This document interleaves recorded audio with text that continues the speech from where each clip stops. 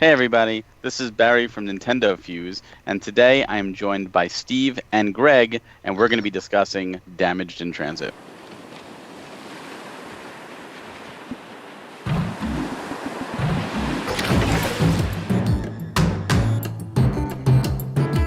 So, today we're discussing, as I said, Damaged in Transit. And for those of you that don't know, Damaged in Transit is a split attention game. This is from the minds of Wyatt Young, Diego Garcia, and Greg Heffernan. And this indie title does something that really I haven't seen many games do, and that is throw my mind into a loop. And the premise of this game is you are a foreman and you are controlling two androids that need to pretty much get to the goal, but they will automatically run. And the only control you have is by changing these arrow panels that the robots will move in the direction that when they hit them. Sounds easy, very easy in premise, but you got 125 levels. And there's a lot to unpack in this game. So let's start off. Steve, what did you think? Yeah, I agree with the whole sending my mind into a panic and kind of got overwhelmed. And I think what I didn't realize, Barry, I think when you initially told me about the game, I didn't realize that I'd be controlling, or there would be several different robots going at the same time.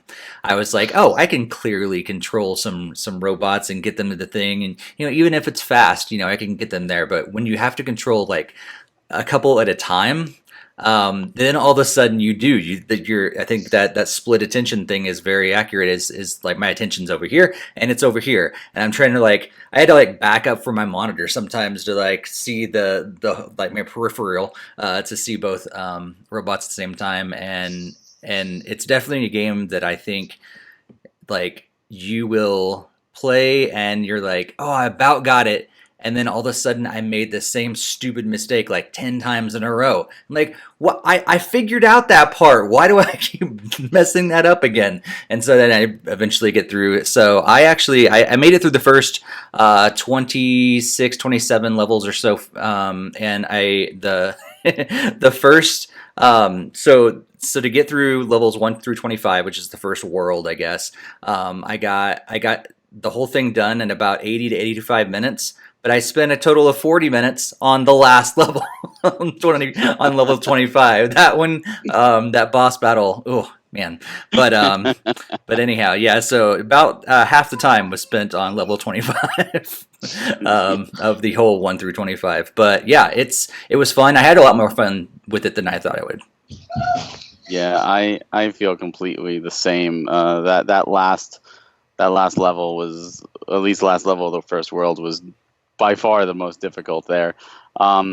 Greg, what about you? What did you think about the game? I thought it was really good. I wish I could have gotten through a few more levels. I only got through the first 15, but even right around that point is really when Steve was talking about the watching both sides of the screen at the same time, and that's where I was really having a lot of problems because I was so focused on one, and then all of a sudden the other one would just crash. And I was like, oh wait, because you're alternating them so quick, you'll be up, send to go up, oh, immediately turn to right, and then it's immediately turn this one left, and then it was a lot of jumping back and forth and trying to make sure you stayed focused on keeping them going the same paths, because there was that one level where the panels would flip over to spikes after one went over it, and that really tricked me. I thought I was supposed to send him up first, and then I would realize, wait a minute, the first one should probably go across first, and then just trying to execute it that way, it was even kind of trickier too. So the timing is incredibly tight on changing it, and you have to be able to be ready to flip it at the hint of a flip of a switch, basically. So one passes through, flip it, and yeah, and sometimes you even had to flip it back real quick because the other one would be right close to another spike, and you're you had to really pay attention to both of them. One thing I found interesting is those first few levels. It almost felt like there was really one solution. It was you have to do this way. Like the one where they're both gonna hit the switch at the same time. It tells you have to figure out a way to stagger them. I feel like there's maybe only one solution there. I could be wrong, but as the game goes on, I felt the level started to open up more, and especially like that boss battle, there's probably a way you can write it on paper and say, here's the solution, but I feel like you don't have to follow that. Yeah. Depending on how long you go or how, like, it's very open-ended, and I think that's so cool. Because a lot of puzzle games, it's like, this is your one solution. Sometimes there might be a second, but this really becomes open-ended. Yeah, I think that's the case for probably about half of them. I felt like in the first world, about half of them you had to do in a certain way, and you just had to time it right, and it had to be just spot on. And then you got to others where you're like, okay, there's a little more leniency in this. You can kind of take it at your own path. And I feel like that boss battle was almost a little bit of both. Like, I feel like the first, at least how it worked for me, is I had to get the first 2 hits in, and I had a exact pattern for that. And then after that, it was like, I just got to get this thing hit 2 more times and figure it out. And it was a lot of luck in the end, honestly.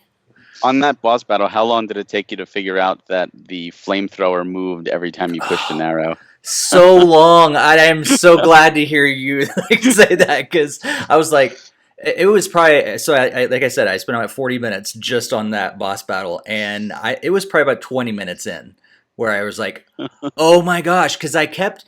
So here's the deal. So when I was getting my first 2 hits in, my second hit from the side would sometimes the flame would be on the like far opposite side, and sometimes it would be up. I was like, I know I'm doing this at the exact same time. Why is that flame closer to me sometimes than the other? I thought it was going on a timer the whole time, and I somehow was messing it up. But then I realized, oh, there's sometimes that I messed up and hit down instead of left, which moved it again. So yeah, it took me a while to figure it out. I did the same. I thought it was in a timer. Yeah. But that adds a whole new level of strategy, because you can still arrive on the left side just with, like, you said, oh, I accidentally hit it down, now I got to hit up. And you hit up in time, you're like, phew. And then suddenly you realize, oh, you're running right into a flamethrower because of that extra hit. Right. So it's a lot to pay attention to. Mm-hmm. Yeah. Now, Greg, you started talking about the difficulty ramping up for you. What was the big problem area that you just for you? It was like, I'm really having problems here. I even want to say it was on like the 3rd or 4th level, because like the first one was like impossible to die, so that was like obviously gave you lots of leeway to get to learn. It was an excellent intro course, but then like I think it was like that staggering one. I spent a good 10 minutes like trying to like, what does it mean staggered? I was like really trying to like try to time like hit up and down at the same time, because like I noticed like if you use like the buttons on the control pad side of the Joy-Con and like like A or whatever on the other one, then like both of them changed the arrows. So I was trying to like hit them both like simultaneously to like change it up and down at the same time, and it never worked. So like I spent a good like 10 minutes trying to like figure that out. Like, yeah, that's puzzle for you. Yeah, I think the interesting thing is, and this stood out to me, I guess, when I went back to the menu after I figured this out, and it has a co-op mode, and you can use the same controller for the co-op mode as well. But if you go into the regular story mode, and both of those work as well. So I don't really know, the co-op on the same controller versus regular mode is basically the same. And that's to that point, Greg, like your ABXL function as an up, down, left, right, no matter what mode you're in. And so like I think that threw me off just a little bit as well, because I was like, oh, the A button also does something, and then it like 2 seconds, 5 seconds, whatever it was later, I was like, oh, okay, it's the same, depending if I want to play by my right hand or my left hand. But that was interesting to see that co-op with like same controller and the regular mode. Like, what's the point? Why did you put that in there? I never even realized that the ABXY it worked like that. I just used the D-pad on the Pro controller. Yeah, I think mine was just by accident. Yeah, I was. Awesome. Yeah, mine was. I didn't even realize I was always using my left hand. Then I was like, maybe like A or XY to like do something, and that's where part of the thing was coming in. I was like, oh, it still changes it. So then I was like, well, maybe if I'm able to like, obviously I can hit 2 buttons at the same time. So maybe you're supposed to like somehow time it where it jolts both of them at the same time. But it obviously didn't work like that. It just whatever. There's like a fraction of a second sooner that it registers the one before it changes it to the other. So I think that stagger level is the first real thought processing level. Like that's the one where you just can't go straight forward and you realize what type of game it is. But I feel it also has one of the better aha moments when you figure it out. Because at first you're like, how? This is impossible. And then when you figure out, like, oh my God, that was so easy. How did I not see that? At least that's how it was with me. And I've seen other people have the same reaction to that level. Yeah, there's the exact same reaction I had. I was like, wow, did I really not see that? Like you could just send the one back to the other direction and then navigate the one across first. Yeah, I think one of my big aha moments was, I think it was like 15, 16, somewhere around that range where you have, Greg, I think you were talking about the timing of the spikes. You have to go up, down as one's like crossing over. And then I would probably died like 7 or 8 times or something on it. And then all of a sudden I looked. And this is a trick to the game. Like, look ahead. Don't just dive right into it, but look ahead, because all of a sudden there was that aha moment. I realized that, oh, it's always up. I just have to hit up over and over. I just have to time it. I thought I was having to, because it was like in a little pattern around there, but some of them were always like the broken ones. They were always going the same direction. So it was the same button over and over. I just had to work on timing the whole time. And then if you had to constantly change that in that level, the snake one, that would have been insane. Right? I thought you had to in the beginning. And then later, another snake one where you go all the way up to the top is the same button over and over and over again, except for like the last 2. And it threw me off. Like I got there so I was like, oh no, I had to left. It was up, left. See, that's one thing that this game does well, because this game is very much a one more try game. It's like, no, I can do it. I messed it up. I know I messed it up. And the levels are quick enough that it's not like, well, I just spent 5 minutes and I died. Let me try again. I have to do another 5 minutes. You will die within seconds. And like your levels take seconds to complete too. Like they're very quick. It's almost like WarioWare in a sense. And I like that. I like that you don't have to spend a lot of time unless you want to or unless you're really having problems. But it also tells you all the stats after how many times you died, how many buttons pre-pressed, and you can kind of go for better scores, which is also really cool. Mm-hmm. Yeah. I went back and actually I recorded my whole time through the first 25 levels, and like I said, I spent about 80 to 85 minutes like completing all those. But when I like chopped up, because I cut out all the times where I died, I think it was around 11 minutes. Yeah. So yeah. I wasted 70 minutes dying. Learning, not learning. Learning. Oh, I died, but I also learned. Yeah. Now, I know, Greg, you definitely had difficulty, and obviously you're 40 minutes. Were you guys always playing at 100% speed? Because I'm not sure if you were even aware of this, but you could actually drop it to 80 or 60% or go up to 140%, depending on your difficulty, how much you want it, crazy you want it. So if you're having difficulty on certain levels and you're like, oh man, maybe I'm done with this game, this is too difficult, you can actually lower the speed to make it a little easier for yourself. I don't know if you realize that or give that a try at all. I certainly did not see that option.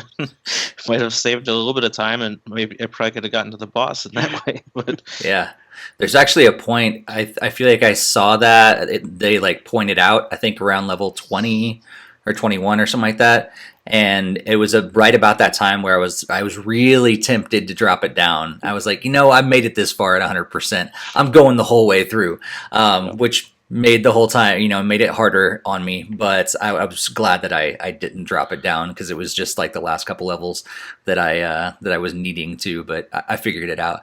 But yeah, it's nice to know, and I think I may go back to some of those that I struggled with earlier, and just to try it out. I haven't yet, just to try it out with the slower speeds, and also let's see what it looks like when I ramp it up to 140 and see if I can still get the timing down. Well, it reminds me almost like Guitar Hero or Rock Band at that point, where if you play those games, you can practice a difficult part of a song and slow it down so you learn how to do it and slowly get better. And it's really practice makes perfect. And I like the fact that they added that feature in, but they also kept your score as that. So you can like, oh, look, I totally beat this at 60%. Your score reflects that you beat it at 60%. So it doesn't take anything away from somebody doing it at 100% or even crazy enough to go 140%. I like that. I like that it becomes really newcomer friendly, because I think if you try and it just gets too much for you, that's usually a sign where people will put the game down. And this, to me, this game needs to be experienced and played, and I think this helps open that gateway a little more, or the barrier of entry more. Now, Greg, you think you're going to go back and say, you know what, let me try doing that. Let me see if I can beat that first world. I definitely wanted to have more time with it. I made the mistake of not downloading it until Friday or Saturday, so I really wish I had a lot more. Well, not Saturday. I think it was Thursday or Friday that I finally downloaded it, and then that's where I really had put my chunk of change time into. I really wanted to go back and try some more, especially after learning some tips and tricks and stuff. Now I know I can lower it if I really struggle, or if I want to just pursue it through like Steve and just be the marathon man and oh, I don't want to change it. I just want to go through. So you don't want Steve to show you up, right? Exactly. Nice. Greg, did you play on handheld the whole time? Yes, because that was a little bit easier for me to actually sit through and play it. Yeah, I only played it in docked mode, and I was curious. Like, I need to actually try it in handheld, because I think some of those games that require you to have a lot of focus in different areas on a smaller screen, sometimes it is a little easier, and so I have to try that out. At some point, like I said, because I had to back away from my computer monitor a few times, because I was like, I need to get my whole vision around these two robots at opposite sides of the screen. Did you ever think such a simple? Because in reality, it is a very simple concept, and I think it's done brilliantly. The puzzles that were created, but did you ever expect such a simple concept to give such anxiety? Because I started getting serious anxiety at some points where I had to actually stop, just because it's like, oh my god, so much to focus on, even though it's only two. Yeah, I did not have very high expectations for the game when I first booted it up. I looked at it and I was like, I'm going to spend 20 minutes with this and call it a day. And the next thing I know, an hour and a half later, I'm still playing. Yeah. Oh, the look definitely deceiving in that sense. Yeah, I kind of felt similar to Steve. I was like, oh, I'll just give this a little whirl, just do a couple levels. Like, oh, there's only 125. It probably shouldn't be too bad. I can probably zip through them. And I was like, nope. As soon as you get to having two robots, and then they perfectly position them on complete opposite sides of the screen, it's just, that's when you're going in for a good ride. And I can only imagine they'll probably go up to 3 or 4 of them later on, but I think it's only 2. I think it stays 2 the whole time. Yeah. Okay. Yeah, but then you get pressure sensitive things that you have to hit at the right times on the ground, and there's a bunch of other stuff that throws in eventually too. So carrying the keys and the shields. Yeah, the shields, you can go over spikes, but you can only carry one thing at a time. And yeah, I mean, they throw a lot at you, and I have not seen the later levels, but I can only imagine what kind of craziness they throw. For those of you that are interested in this game, it is $14.99. It is on the eShop. It is on the eShop now. Unfortunately, it's not a physical, and I would love to see this physical, but I think it's also on Steam. What about you guys? Would you recommend this at $14.99 for people to give this a try if they like the style game? I think it seems like a high price. I think I don't know why I feel like that, but I feel like it's a little high. I think I would have liked it somewhere maybe in the $9.99 to $11.99 range, which is not a whole lot, really less. But I feel like that $15 range, it seems like that should be classified for a little bit more, I guess, in the level design, because it's don't get me wrong, it is incredibly creative, and it's a very difficult game. There's a lot of content there. I think there's a lot of replay value there, but it's simple. And I think if you hit that $15 range, I expect something a little more complex, I guess.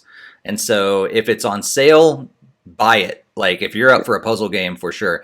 But I think for me, the 15, I may wait for a sale. I was kind of looking to agree with that, because it seems very simplistic, in nature, but obviously the difficulties there, you can easily play it for hours and just beat a level or two, and I'm sure there's you'll definitely get your time's worth out of it.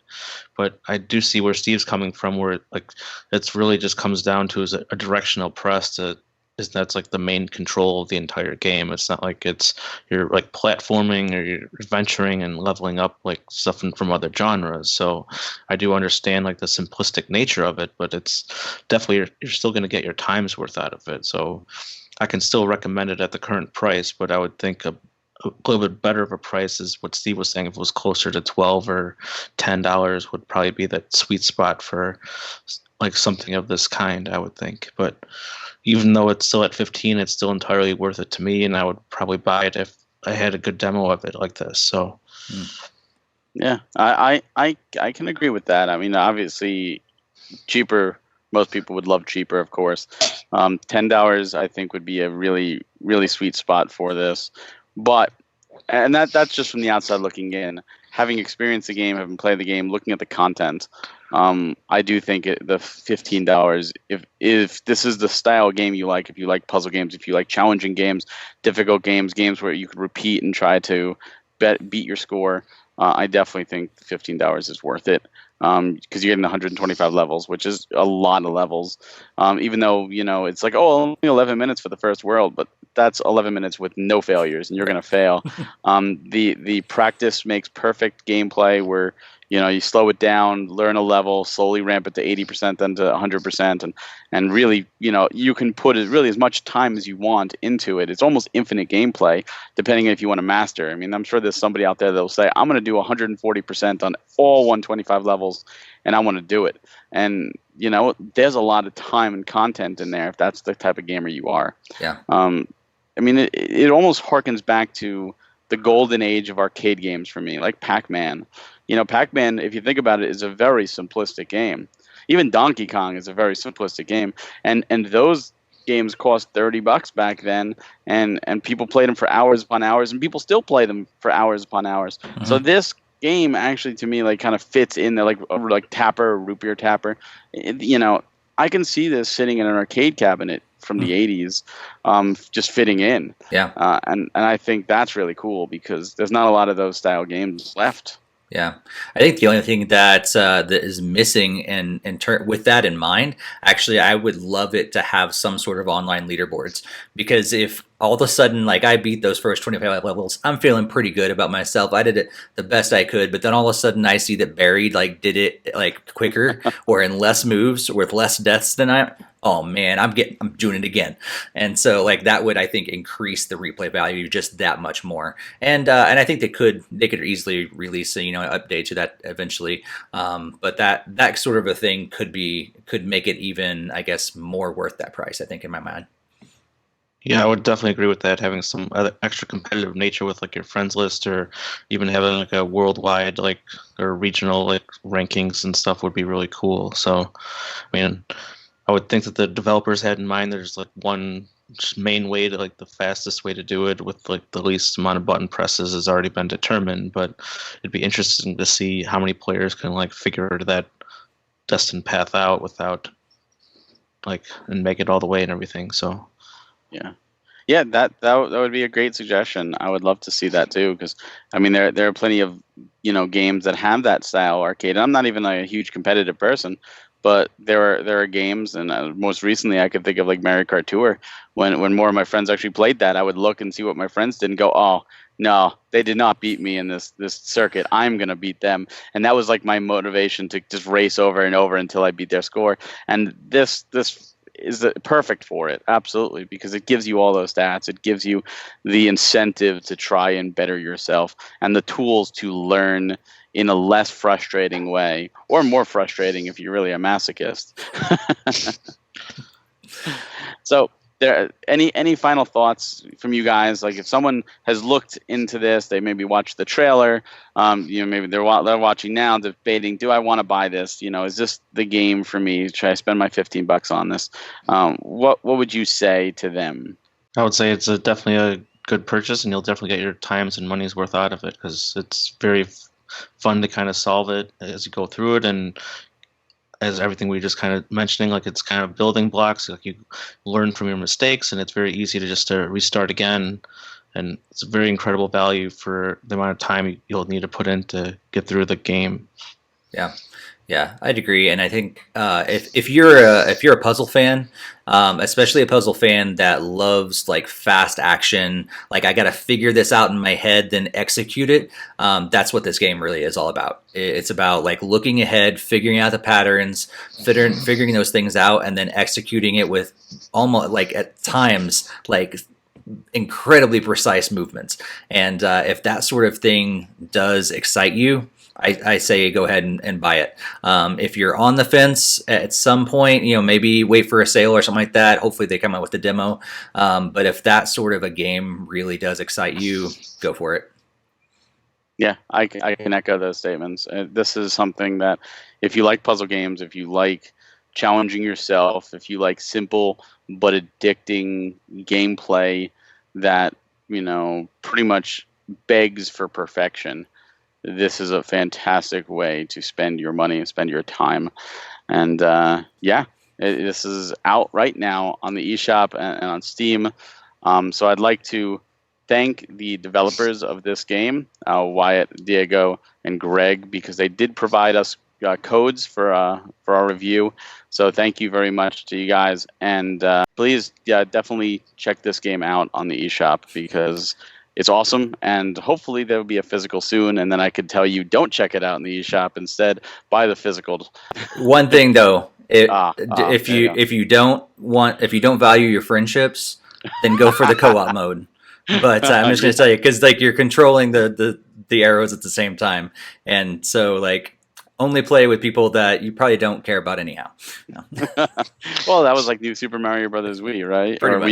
Wii U, destroyed friendships. Steve, Greg, thank you so much for joining me tonight. My pleasure. It was great to talk about it. For all of you out there, thank you so much for watching. Remember to go to NintendoFuse.com and subscribe to our YouTube for more videos like this, our podcast, industry talks, and a whole lot more. Until next time, this is Barry. See you later.